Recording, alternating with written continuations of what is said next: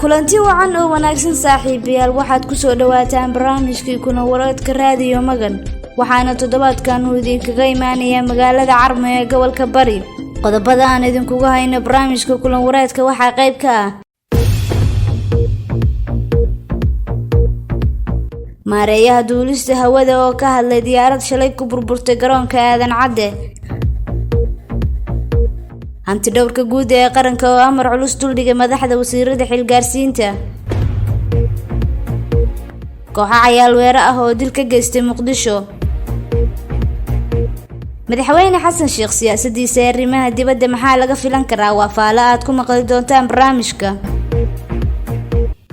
iyo falaagada Tigrayga Itoobiya oo dhankooda guddi u magacaabay wada xaajoodyada ay leeyihiin dawladda federaalka Itoobiya magacaygu waa Luul Faarax Carmo ayaa idinkaga soo waramaya oo diyaar garoow qodobadii aad maqasheen faahfaahintooda wargelin muhiim ah dhammaan saaxiibada nagala socda barta Facebook Radio Magan waxaan la socodsiineynaa in warbaahinta Magan ay bilowday madal suuqeyn ah oo qof walba loogu gudbinayo goobtiisa ganacsi qaybta suuqeynta waxa lagu adeegi karaa jaamacadaha iskuulada waxbarashada isbitaalada goobaha isqurxinta haweenka iyo ragga waxaana sidoo kale awood u leeyahay qofku inuu galaabihiisa ku gudbisan karo iyadoo loo sameynayo faahfaahin casri ah si fogaan arag ah loo gaarsiinayo waxa uu hayso bulshada fiiro gaar ah qofka doonaya in loo sameeyo xayeysiis loogu iibgeeyo ganacsigiisa waxa loogu qabanayaa qiimo macquul ah oo ku raali gelinaya haddaba wixii macluumaad ah waxaad nagala soo xiriiri kartaan lambarada idaacadda Magan Hormuud eber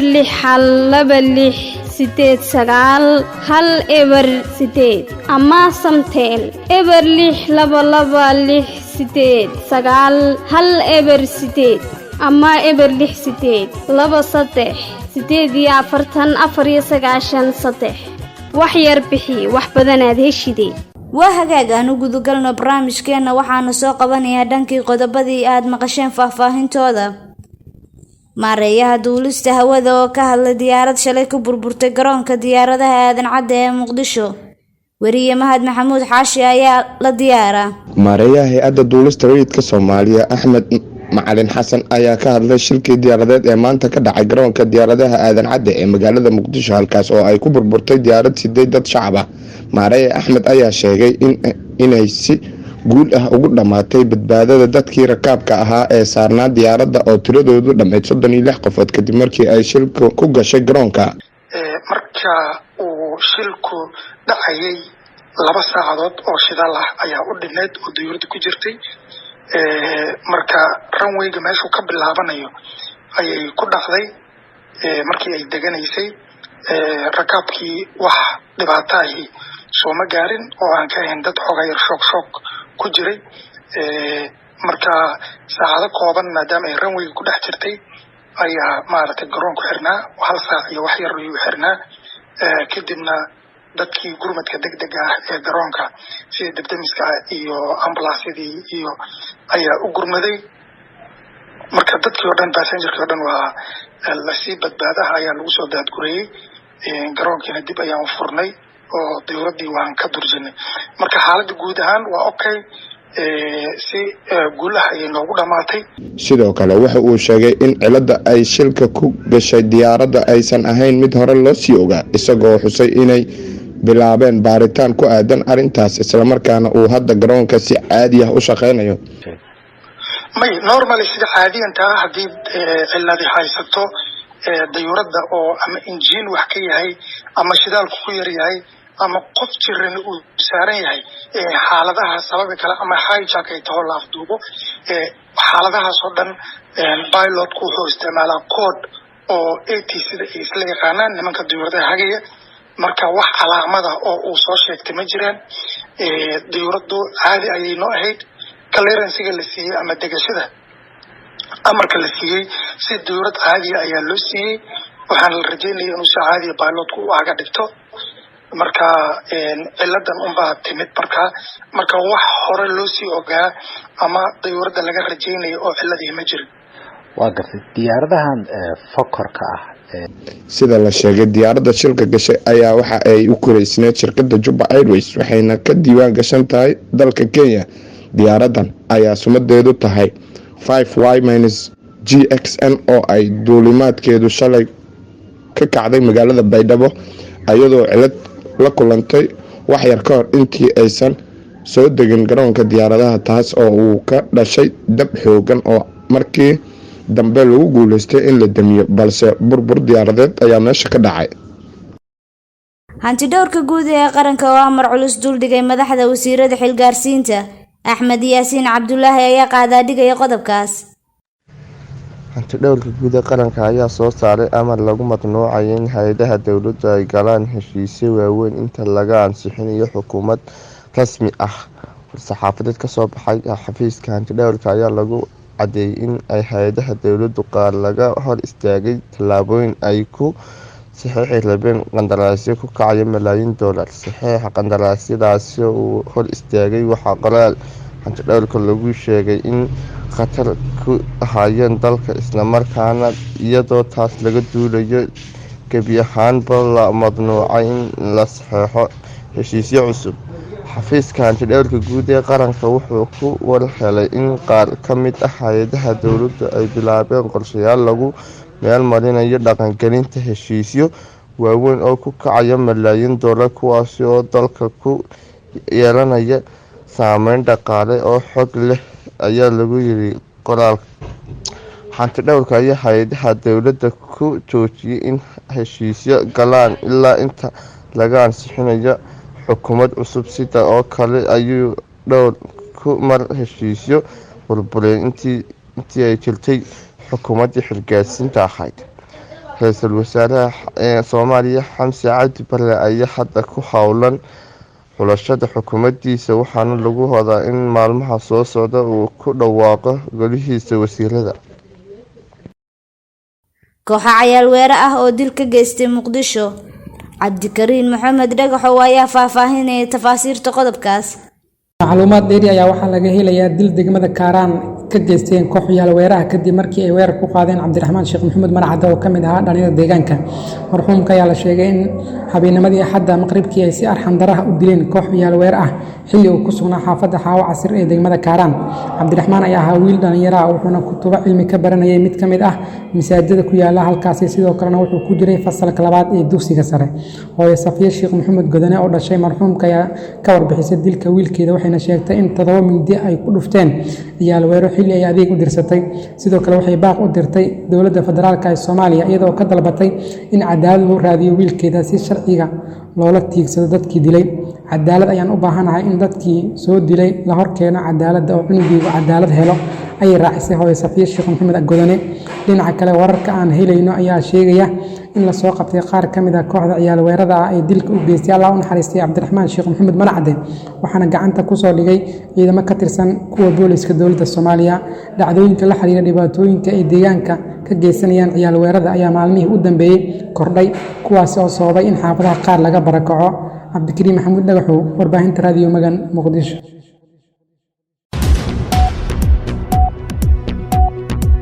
halkan waa Radio Magan, waa mareeg warbaahineed oo si online loogala socdo baraha internetyada aan ku leenahay. Radio Magan waa warbaahin madax bannaan oo baahisa macluumaadyo iyo bandhigyo kala duwan kuwaas oo si toos ah loogala socdo mar kasta. sidoo kale warbaahintu waxay leedahay machad ay ku soo saartay arday badan oo dhanka saxaafadda kaga aflaxay. haddaba Radio Magan waxay la socodsiinaysaa cid kasta oo doonaysa inay iibkeen u samayso ganacsigeeda in warbaahinta ugu qabanayso sida ugu casrisan ayadoo si degdeg ah u gaarsiinayso malaayiin kala duwan oo daafaha dunida ku kala sugan iyo Soomaaliya. kala soo xiriir Radio Magan eber 626891 Radio Magan waa maganteena.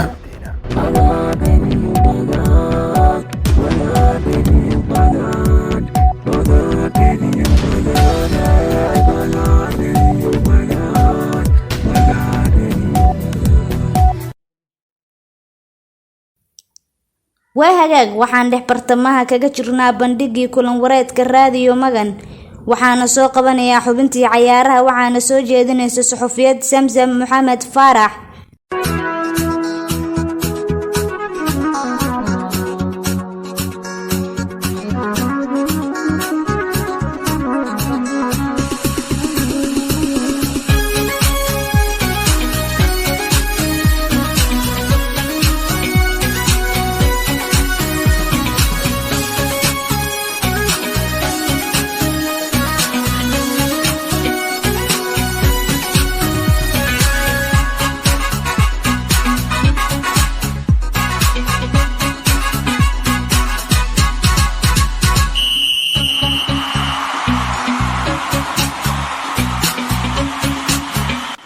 soo dhawaada xubintii ciyaaraha ee barnaamijka kulan wareedka anigoo Samsama ayaa idin waramaysa haddaan u guda galo xubinta tababaraha kooxda kubadda cagta Manchester United Erik ten Hag ayaa shaaciyay halka ciyaartooy ay kooxdiisu u baahan tahay inay soo kordhinayso xagowgan waxaanu sidoo kale meesha ka saaray in Rio de Feliz ay fasaxayso xidiga reer Portugal ee Cristiano Ronaldo.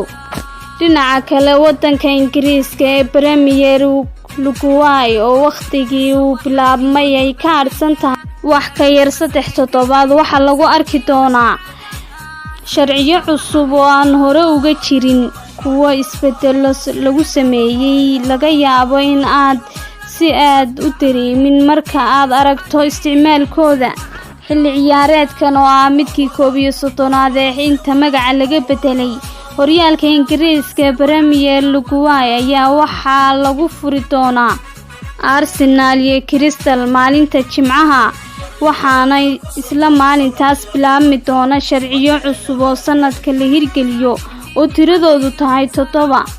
ugu dambeyntii taageerayaasha kooxda kubadda cagta Chelsea ayaa rumaysan kari waayay markii ay kooxda ku dhex arkeen muddo 6 sanadood ka hor ay la soo wareegtay Blues oo ku fashilmay isla markaana la iloobay in uu ka tirsan yahay naadiga reer London. Chelsea oo ku sugan wadanka Mareykanka ayaa tababar ku qaadanaysa xagagan sidoo kalena kulamo saaxiibtinimo ku ciyaari doonaan ayaa waxa lagu dhex arkay weeraryahanka reer Belgium 28 jirkan 6 sanadood ka hor Chelsea 33 milyan oo Guinea kaga soo iibsatay Martial ayaa ku jiray liiska ciyaartooyda ku guul daraystay Blues isagoo kaliya oo u safray 48 ciyaarood sanadihii ugu dambeeyay ayuu ku maqnaa ama waxaana xilli ciyaareedka 2021 uu ku qaatay Crystal Palace 42 gool uu dheelay uu saxeexay 14 gool halka xilli ciyaareedka taagnaa uu soo qaatay koox reer Turki ah. xubintii ciyaaraha waa intaasi waxa idin soo jeedinaysay anigoo Samsam Maxamed Ustaad Ismaaciil ayaa soo diyaariyay aan halkaas kaga talaabno xubintaasi dhanka kalena aan soo qabanno xubintii xog sheeko wariye Cabdiwali Maxamed Xuseen.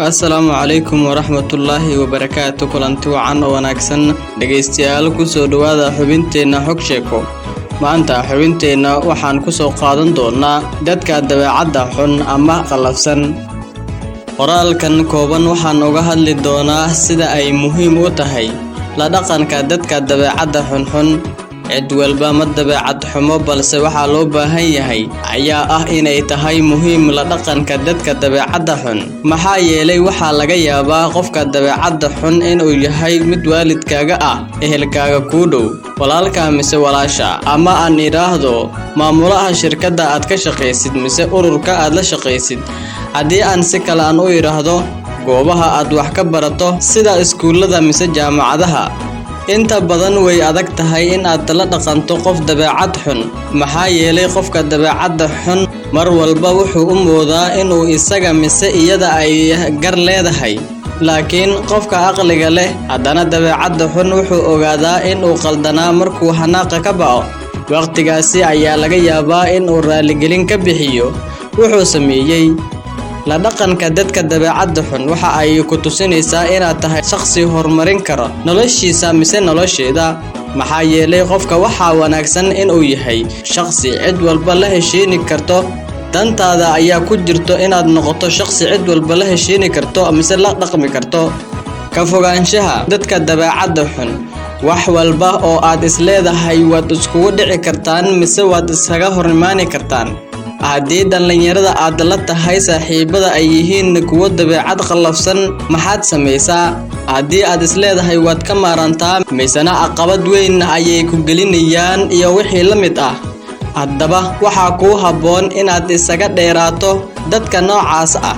Balse waxaa jiro dad dabeecad qallafsan haddana aadan ka maarmin, sida waalidkaaga, qof aad u shaqayso mise qof adiga kuu shaqeeyo. Middan ayaa kaaga baahan xal u gaar ah sidii aad ugu guulgaari lahayd.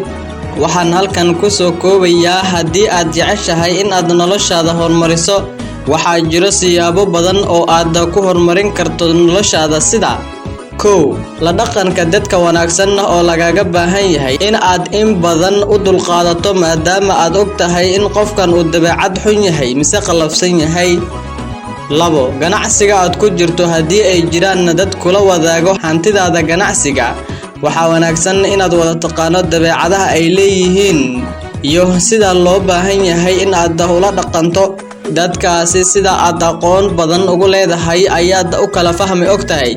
Mar walba haddii aad aqoon ku filan aad ka haysato dadka kugu hareeraysan, waxaad fahmi kartaa waxyaabaha lagaga baahan yahay inaad soo kordhiso, sida dhaqankaaga wanaagsan iyo isku filnaanshahaada nololeed. Ku dadaal mar walba inaad yeelato habdhaqan wanaagsan oo heshiis la noqon karo dadka dabeecadda xunxun. Ugu dambeyntii, waxaad samaysan kartaa dhammaan qodobadaasi waa haddii aad maanta diyaar u tahay inaad samaysato. Waxaana kula soo darsi doono dad noocyo badan oo isugu jira sida waalidkaaga, walaalka, ama cidda aad u shaqayso ama kuwa kuu shaqeeyaba. Waxaas oo dhan waxaad ula heshiini kartaa in aad marka hore aqoon kugu filan aad ka haysato dhammaantoodaba. dhegaystayaal, xubinteena xog sheeko waa igeynta anigoo Cabdiweli Maxamed Xuseen ayaan idin xariirinaya habeenta iyo soo saarista waa Ustaad Ismaaciil. waa tahay waxaan isla maraynaa qaybihii dhexe ee barnaamijka. aan soo qabto dhankii qodobada inooga haray barnaamijka. madaxweyne xasan sheekh siyaasadiisa arrimaha dibadda maxaa laga filan karaa? waa faalo dhiganeed uu soo jeedinayo wariye Siyaad Maxamed Maxamuud. madaxweyne xasan sheekh maxamuud wuxuu xafiiska ka tagay bishii February 2017 iyadoo ay Soomaaliya heshiis la tahay dalalka Kenya iyo Itoobiya oo ah dalal si taban iyo si toganba u saameeyay dadka iyo dowladnimada Soomaaliya. xasan sheekh maxamuud wuxuu xafiiska ku soo noqday May 2022 iyadoo Kenya albaabada laga xiratay oo Itoobiya ay noqotay dalka ugu dhow Soomaaliya. madaxweyne xasan sheekh maxamuud wuxuu booqasho rasmi ah ku tagay wadanka Kenya. wuxuu dhigiisa Kenya Uhuru Kenyatta la gaaray heshiis dhinacyo badan ah. 4 wadan oo uu madaxweyne xasan sheekh booqday tan iyo markii dib loo doortay kuma jirta Itoobiya. taliska Abiy Ahmed si weyn ayuu ugu dhawaa madaxweynihii hore ee xilka ka degay ee Soomaaliya Maxamed Cabdullaahi Farmaajo. laakiin falanqeeyayaasha gobolka waxay leeyihiin dabeecadda Itoobiya hadaba waa inay la macaamisho hogaamiyayaasha xafiiska joogo. xasan sheekh inuu hagaajiyo cilaaqaadka Kenya waa tallaabo bogaadin leh, balse waxaa aad loo eegayaa sida uu isugu hayn doono labada dal Itoobiya iyo Kenya. in labadan wadan la isku hayo waxay Soomaaliya u noqon doontaa natiijo wax ku ool ah. madaxweyne xasan wax badan sooma siyaadin doono haddii sidii Farmaajo uu labada wadan midna la heshiyo midna colaadiyo. madaxweynaha xafiiska markii labaad helay wuxuu ololaha ku soo galay inuu dhisi doono siyaasad arrimo dibadeed oo aan cadaawad wadan, laguna saleynayo danta guud ee Soomaaliya.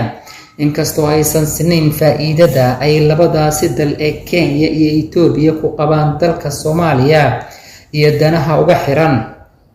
haddana dhinaca kale waxaa macno sameynaya in Kenya iyo Ethiopia ay labaduba ciidamadooda ka joogaan Soomaaliya oo ay muddo dheerna saameyn aan loo riyaaqin ku lahaayeen dhaqdhaqaaqa siyaasadeed ee gudaha dalka Soomaaliya. madaxweynihii hore ee Soomaaliya Maxamed Cabdullaahi Farmaajo wuxuu dagaalkiisa Kenya ku jaangooyay arrimaha maamulka Jubbaland. Farmaajo wuxuu rabay in Axmed Madoobe laga bixiyo meesha laga saaro, laakiin Kenya waa ay diiday dalabkaasi. inkastoo dagaalkii Axmed Madoobe iyo Farmaajo mid deegaanaysan loo arkayay, haddana in labada dal ee Ethiopia iyo Kenya lala wada macaamilo iyadoo laga hor istaagayo faragelinta gudaha waa shaqo muhiim ah oo laga sugayo nidaamka cusub ee madaxweyne Xasan Sheekh Maxamuud. dadka yaqaana falsafadaha siyaasadeed ee madaxweyne Xasan Sheekh waxay leeyihiin waxay u badan tahay inuu madaxweyne Xasan ku guuleysan karo inuu labada isku hayo iyadoo mudnaanta macmiilka lagu saleynayo danta Soomaaliya. dhowr bilood ka hor maxkamadda cadaaladda adduunka ayaa Soomaaliya u xukuntay inta badan biyihii lagu muransanaa. heshiisyadii dhex maray Xasan iyo Uhuru laguma soo hadal qaadin arrintaasi, laakiin wargeyska Daily Nation ee ka soo baxa Kenya wuxuu sheegay in murankii badda iyo go'aankii ka dambeeyay ee maxkamadda cadaaladda adduunka in labadaba ay Kenya u rartay inuu go'aan ka gaaro madaxweynaha la dooran doono ee Kenya. dalka Kenya ayaa doorashada guud galayo bisha 9aad ee soo aadan ee Agosto. rajada ah inuu madaxweyne Xasan Sheekh isku hayn doono dalalka Ethiopia, Kenya, Djibouti iyo Eritrea oo dhammaan ay dana badan wadaagaan Soomaaliya ayaa leh bilow wanaagsan. ugu dambeyntii falaagada Tigrayga Ethiopia oo dhankooda magacaabay guddi ka shaqeynaya wadaxaajoodyada ay la leeyihiin dowladda federaalka Ethiopia. maxamed cabdiwali ayaa isha sii marinaya. jabhadda Tigrayga ayaa si lama filaan ah ugu dhawaaqday inay diyaarisay guddi wadaxaajood la furo dowladda Ethiopia. sidaasina waxaa wakaaladda wararka AFP u xaqiijiyay afhayeenka TPLF iyadoo ay tallaabadani ku soo aadayso 20 bilood kadib markii uu dagaalku ka bilowday gobolka waqooyiga dalkaasi. hadalkan ayaa imaanaya toddobaad kadib markii dowladda Ethiopia ay ku dhawaaqday guddi ka baaran dega suurtagalnimada wadahadallo nabadeed oo lala galo TPLF, laakiin waxa ay caqabadi ka taagneyd go'aan uu xisbiga barwaaqo ee ra'iisul wasaare Abiy Ahmed ku adkaystay in wadaxaajood kasta ay hogaamin karaan midowga Afrika, iyadoo tallaabadaasi ay jabhaddu diiday. TPLF ayaa walaac ka muujisay u dhowaanshaha ergeyga AU-da horeyna usoo noqday madaxweynaha Nigeria Olusegun Obasanjo ee Abiy, waxayna sheegtay in ay dooneyso in wadahadal kasta oo laba dhinac ay yeeshaan uu garwadeyn ka noqdo madaxweynaha Kenya Uhuru Kenyatta. guddiga dowladda ayaa waxaa madax u ah ra'iisul wasaare ku-xigeenka Timeke Mikinon, sidoo kalena ah wasiirka arrimaha dibadda. guud ahaan waxaan soo gaarnay dhammaadka kulan wareedkeenii maanta, waxaana idinla socodsiinaysay anigoo ah Luul Faarax. dhanka farsamada barnaamijka iyo isku dabaridkiisa mahad ballaaran ha ka gaartee waxaa nagu caawinayay ustaadkeena qaaliga al-ustaad Ismaaciil. waxaana bahda magan oo isku duuban idin leenahay nabadgelyo.